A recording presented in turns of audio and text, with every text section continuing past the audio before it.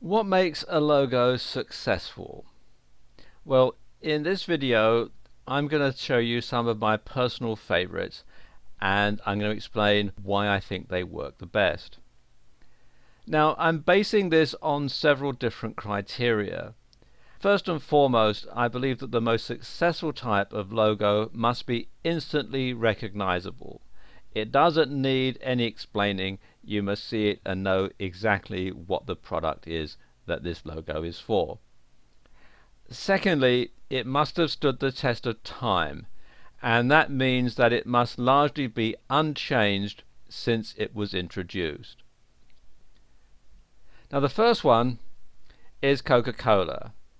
And I know we talked about Coca-Cola in an earlier video, but you can see here it is actually very simple. It is the two words that are two of the main ingredients in the beverage, Coca-Cola, and it's written in a fancy script font which was originally handwritten, but it makes an impact so that the shape and the outline of the way that it's written are instantly recognizable. So even if you don't speak English, you can read that and you can recognize the brand. The company was founded in 1886. The logo was first introduced in 1887, and the latest version was updated in 2009, but it was just sort of minor tweaks to it really. And the designer of the latest version was Turner Duckworth. The next one is Shell, Shell Oil and Royal Dutch Shell, they're two associated companies. And once again, you can see exactly what it is. When you're driving along the highway and you see a sign, you know that you're passing a Shell service station, or you're passing a Shell filling station. When you see one of their tankers, you know that it's from Shell. And it's instantly recognizable, and it's very, very simple.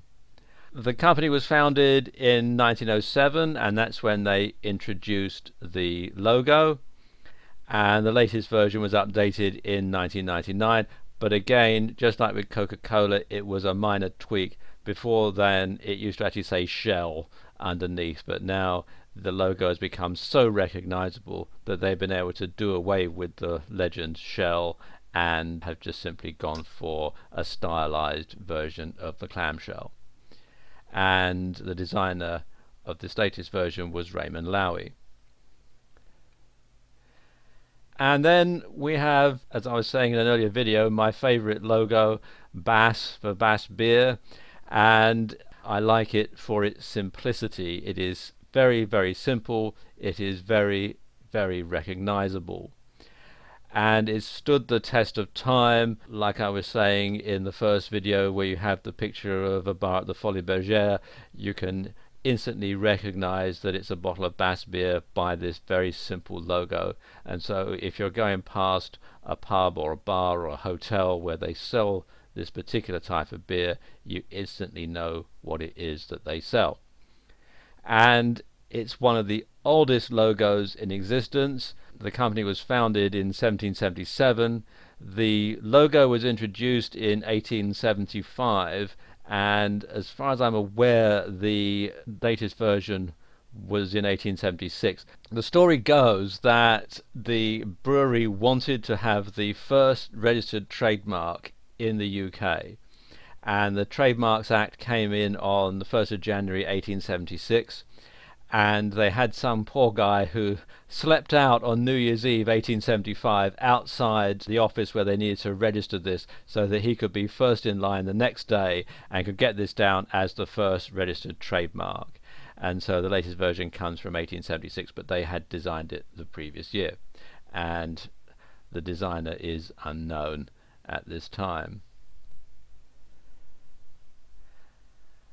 Then we have Ferrari, the famous prancing horse logo from the Ferrari motor cars.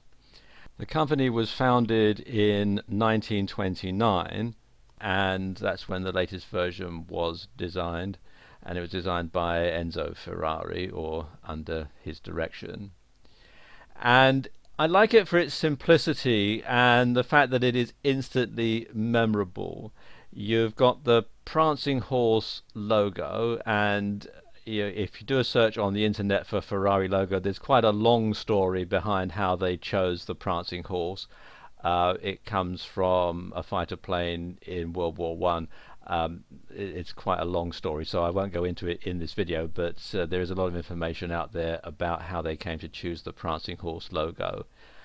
You've got the three colored stripes from the Italian flag, so you know instantly that it's an Italian car, and you have the name Ferrari in a very easy to read, although it is stylized script there, so you can instantly recognize that that is from a Ferrari car. And my favorite one out of all the lot, which is Nike. And this is really, in my view, an icon of design. It is very, very simple. It's just a swoosh or a tick mark, and it fits onto the side of the running shoes, and it is easily recognizable on everything that they do. And with just sort of one stroke of the pen, you can create an iconic logo. The company was founded in 1964, and they introduced this logo in 1971.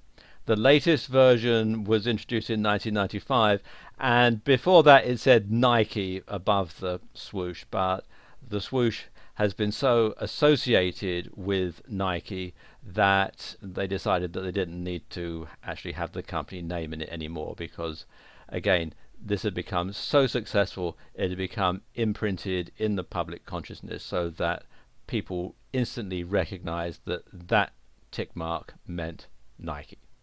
And the designer of the latest version was Carolyn Davidson. And I think this is going to be a design that is going to be long remembered. And there are some other brands that are long remembered even after the company that made them has long since gone out of business. And I'll talk you through some of them in the next video.